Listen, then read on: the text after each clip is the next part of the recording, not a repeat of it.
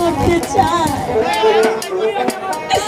দাদা হে কখনো হতে পারে না। সেই শয়তান আসার আগে আমার এই প্রাণ আমি বিসর্জন।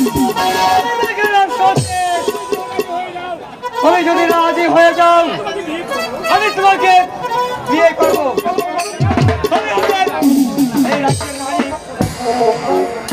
সত্যি সত্যি বলছেন যুবক, আপনি আমাকে বিয়ে করবেন? তাহলে আপনি কি সত্যি বলছেন?